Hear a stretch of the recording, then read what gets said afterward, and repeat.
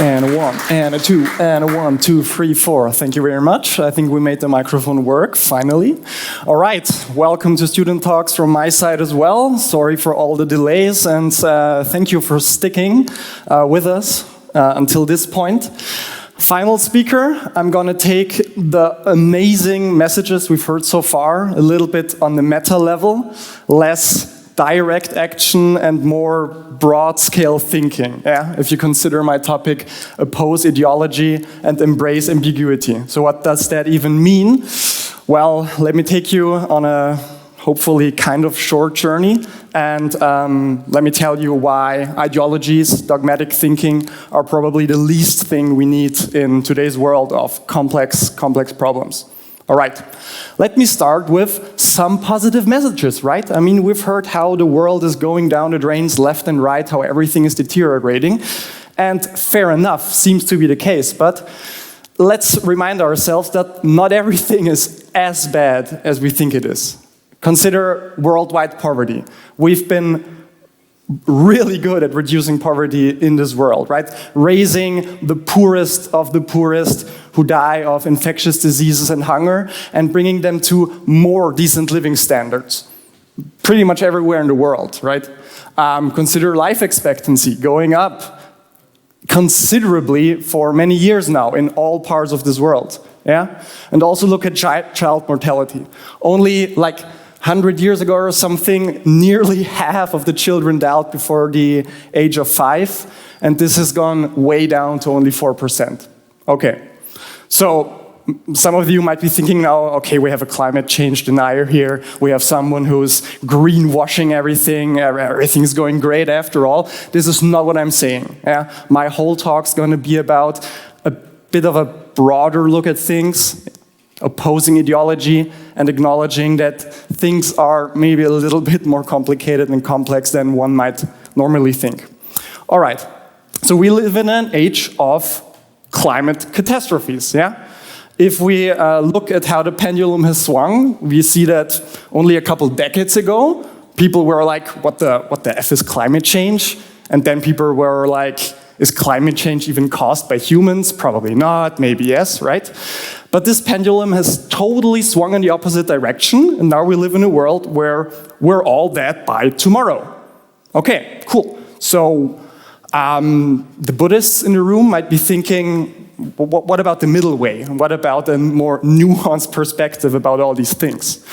And I'm promising you, I'm not going to greenwash anything, but maybe you want to accompany me on this short philosophical journey. All right, Niels Bohr, one of the greatest thinkers of mankind, has famously said, prediction is very difficult, especially about the future. And I think he's got a point, right? These are all complex systems. The economy, social systems, pandemics, ecosystems, right? Not complicated systems, but complex systems. So what's the difference?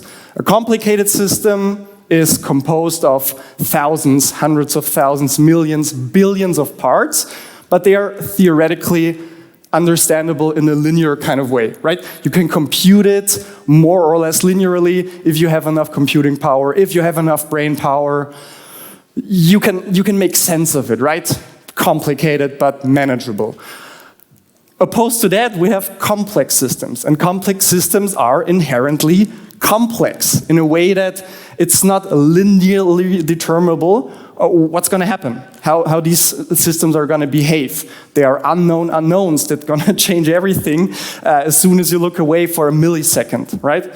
So an inherent difference between complicated systems and complex systems.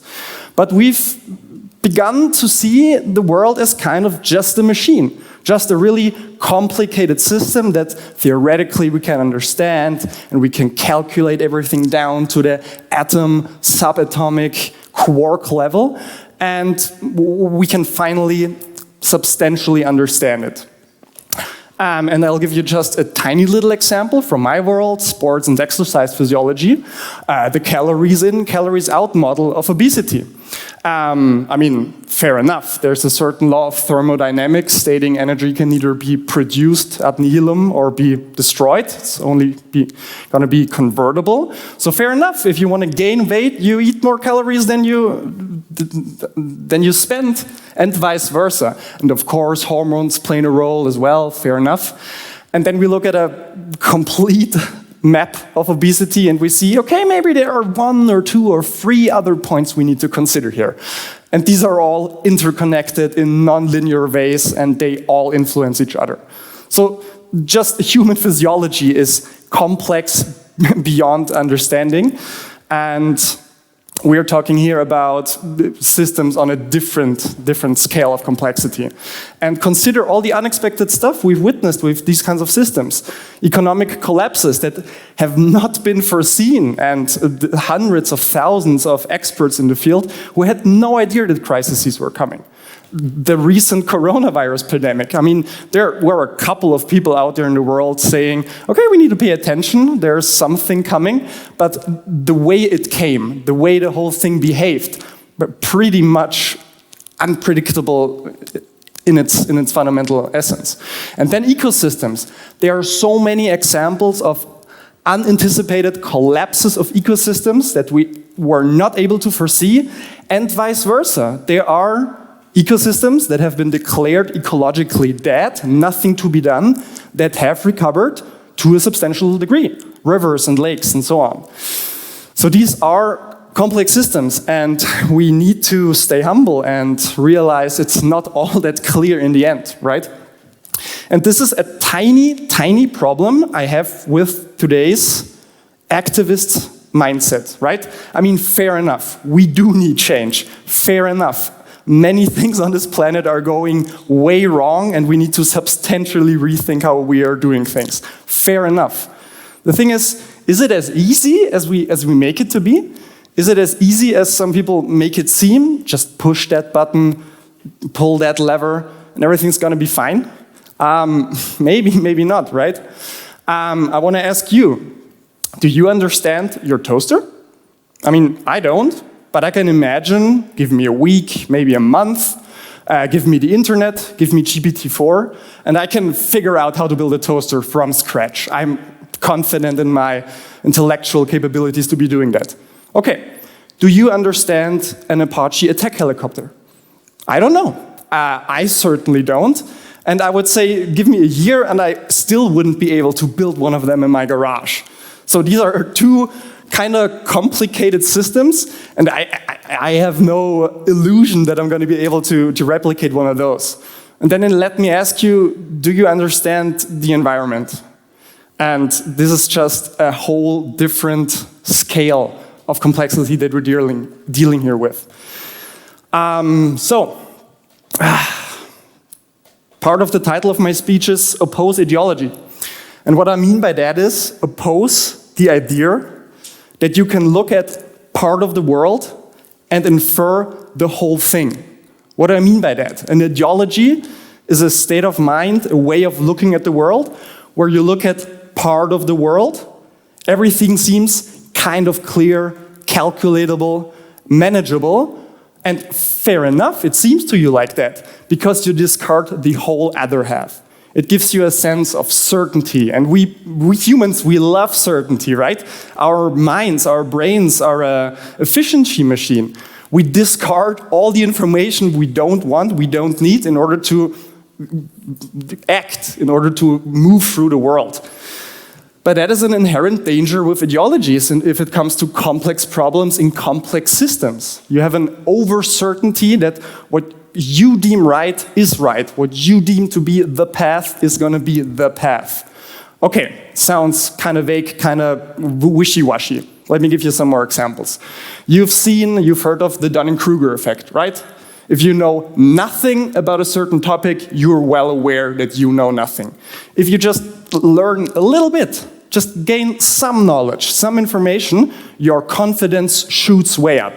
Right? And we've all experienced this. I mean, let's be real here. You think you're on top of it, you have it figured out, and it's all good. And then comes this dreadful place, the valley of despair. And I think despair hits the nail on the head, right? I've been through these cycles in my life over and over and over again, and I'll go through these cycles again and again. And it truly feels like despair. It feels like despair if you think you've got it figured out, you finally understand this complicated, complex thing, only to realize, if you persist, if you go further, that you really don't know anything. And only as you stay persistent and keep pursuing knowledge, then you'll also gain the humbleness to acknowledge there's more to it than I might think there is. Okay, why is this important? George Bernard Shaw famously said, "Beware of false knowledge. It is more dangerous than ignorance." Okay, why is that the case? Today, we assume that we have facts, objective facts out there in the world, and those determine our values and perceptions of the world, right? Whether I deem something as beautiful or not beautiful, whether I choose A, B, or C, it's dependent on facts, yeah? And in reality, it seems to be the other way around. We have core values, core perceptions, something at the core of our being that then determines the facts we encounter out there in the world, right? Or the saying, the way we look at the world determines what we find. Sounds kind of philosophical, but from a neurological standpoint, from a philosophical standpoint, from a physical standpoint, this is just strictly true. Even if you consider hard sciences like math or maybe logic, those are based on axioms. Those are based on fundamental presumptions you have about the world, and on top of those, you build your facts, you build your truth, you build your knowledge. And this is not only true for hard sciences like this, but for our worldview, for better or worse. So, for example, this funny little cartoon here. Here are some of my policy assumptions. Find something to base them on, right? I've worked in evaluation a little bit, and it's funny how if someone wants you to find a certain value for a company, you can make it work one way or the other, right? If you want to find certain information out there in the world, you will find it. If you want your view to be supported, easy enough. Like no problem to support the pre-existing notion you already have in your mind. That's not the problem. There is the concept in science of Occam's razor. Entities must not be multiplied beyond necessity, or more commonly known as the more simple solution is usually the better one. The solution with less assumptions is usually to be preferred over other solutions. Okay, fair enough. There's a funny twist on Occam's razor by biologist Sidney Brenner. It's called Occam's broom. It's a device where inconvenient facts are swept under the carpet in order to support your hypothesis. And let's all be honest, we're all guilty of this. I've been guilty of this. Great scientists are guilty of this. Whether we're aware of it or not, but we have our preconceived notion of reality. And if we're just careless enough, we're gonna find the facts, selective attention, we're gonna find the facts that support our view, no problem. And maintaining an open mind, this tolerance for ambiguity, that's hard. So yeah, I mean, that's all fine and good, but this is just how the world works, right? I mean, at the core of reality, there's quantum physics, and quantum physics tells us a photon can be a particle and a wave at the same time. And it's in all kinds of position at the same time. The way you look at an experiment determines your outcome. So hardcore physics that acknowledges the fact that our perception of the world does matter. Genes, DNA. We think of our genes and our DNA as just the blueprint we're built from, right? Certain genes do certain things, when in reality it's a bit more complicated. There are genes in the human body that, under some circumstances, can be carcinogenic, causing cancer, and the very same genes, under different circumstances, different environments, different nutrition, can be anti-cancer. A little bit complicated. Mindset effects. There are amazing experiments showing that how you perceive stress, food, an activity has direct influences on your physiology. Direct influences in terms of what kind of biomarkers go up and down, what kind of hormones are released. The placebo effect, and this is not wishy-washy tohu wabohu science, this is hard science saying how you perceive something changes what's going to happen. So another cool quote of Niels Bohr saying, the opposite of a fact is a falsehood, but the opposite of one profound truth may very well be another profound truth. Our universe is inherently ambiguous. Consider the good old fossil fuels, right? The cause of everything bad that's happening in today's society. And fair enough, man. I mean, humanity has caused major damage throughout its history on this planet, no questions asked. But then again, we were able to lift millions and billions of people out of poverty. We were able to pretty much, I don't want to say banish, but reduce infectious diseases and child mortality to such a minimum. It's amazing, right? I mean, what's the leading cause of death today? It's pretty much being overweight. Cardiovascular diseases are the main killer on this planet. And only 100, 200 years ago, maybe 500 years ago, we were starving to death, we were freezing to death, we had terrible, terrible diseases that wiped out whole land strips. So it's crazy. Capitalism, right?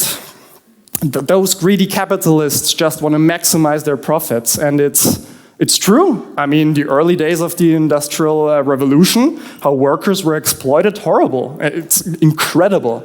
But then again, I mean, free markets and capitalism is incredibly efficient at finding solutions to difficult and complex problems. So what is it? Is it a good thing? Is it a bad thing? Well, how about both?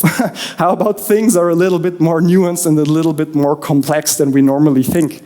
And giving the devil his due. Nature, right? Mother Nature, benevolent Mother Nature that just want to embraces us, provides us with all she has.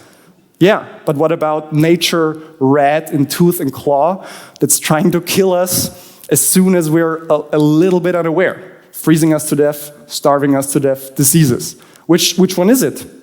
How about both? How about it's not that clear? How about it's a little more complex than you would think? I think the commonly known yin and yang symbol symbolizes this pretty well, right? This coincidence of opposites, how two opposing forces are not necessarily in conflict with each other, but taken together build a whole that is reality, right? Reality is this opposing forces coming together and forming a synergy.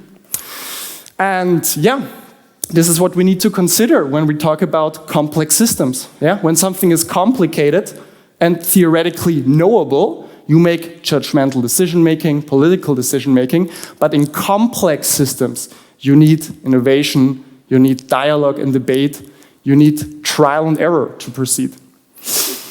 And ideologies are just not that well equipped to deal with that, yeah? Because the ideological mindset says the enemy is out there. Those greedy capitalists, those bad governments, how dare they? When in reality, it's maybe slightly more complicated. But if you do want a common enemy to unite against, I propose to you Moloch. Okay, what is Moloch? Moloch is an ancient biblical god of child sacrifice, right? It grants you wishes as long as you sacrificed your most valuable thing to it. It was then taken up in a poem by Allen Ginsberg called Howl, and it was popularized by a text from Scott Alexander, Meditations on Moloch. So what is Moloch? Moloch is the evil force behind many things that are going wrong in today's society. Examples: the tragedy of the commons. No single human being wants resources to be exploited beyond capacity. No one wants environmental degradation. But the forces of Moloch, the forces of a system that's already in place and forces you to keep going, because if you stop, everyone's going to overtake you and you're going to be destroyed, forces you to keep going. nuclear arms races or arms races in general. Yeah? Nobody wants to stack up more and more weapons or stacks up more and more nuclear weapons. But as soon as you stop doing it, you're going to be overruled by all the others, so you have no choice of participating in that stupid arms race. Or pretty up-to-date version, social media algorithms.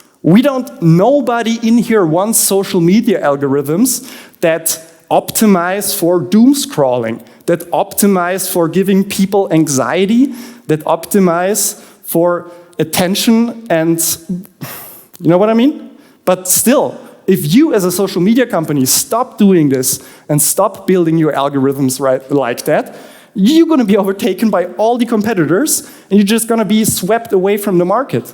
So Moloch is an example of systems where nobody wants what's happening, but still you as a single actor can't really opt out. Because otherwise you're going to be destroyed and everything's going to proceed like normal. So what has humanity come up with to fight Moloch? And what I want to propose for us in the future? Innovation and cooperation. So first, innovation. I've mentioned capitalism, how the early days of capitalism were horrible for workers in the coal mines. Low wages, horrible work conditions. But how have we managed this? Aligning incentives. For example, Henry Ford, who said, I'm going to pay my workers a decent wage so they can afford my cars, and we're all better off, right? It was a kind of social innovation and broad-scale thinking in terms of, okay, if I exploit them to the max, then they won't be able to buy my cars. But if I pay them fairly, well, and we've elaborated on that and managed to come up with norms and standards that made for pretty decent living in the Western world, plus having the benefits and the advantages of capitalism. Not that everything's solved, don't get me wrong, but it's a step in the right direction.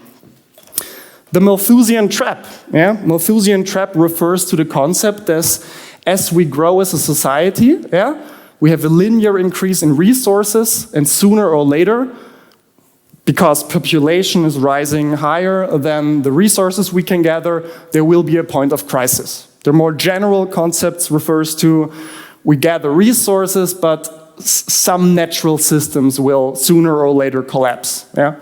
And in the 1970s, 1980s, it was clear that we're going to have overpopulation, mass starvation, and the planet's pretty much going to go down in ruins.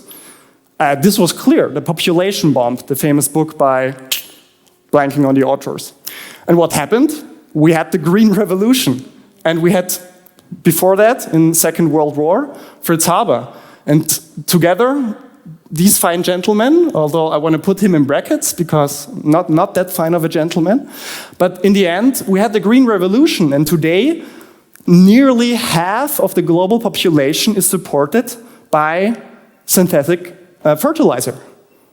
So this inevitable thing that we're all going to starve to death, and we'll have this worldwide collapse of civilization circumvented by innovation and by aligning incentives.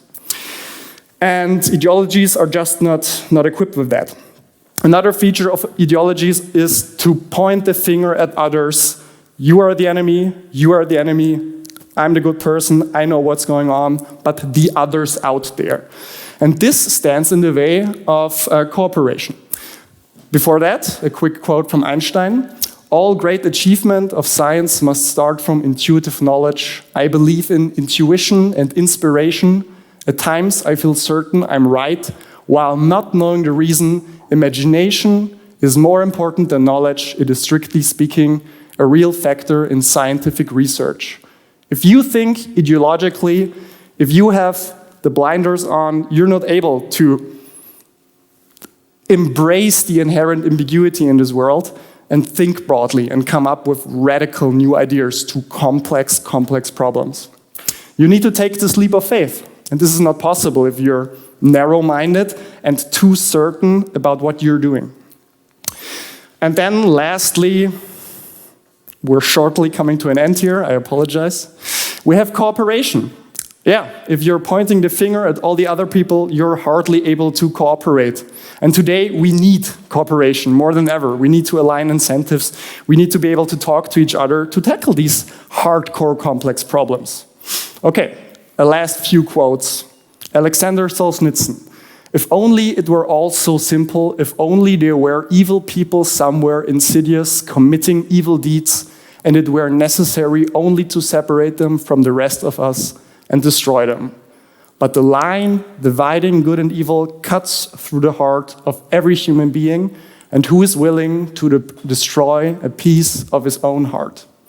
So yeah, is everyone else the enemy, and I know what's going on, and I'm the good guy, and I do nothing wrong, or is there something to this saying, right?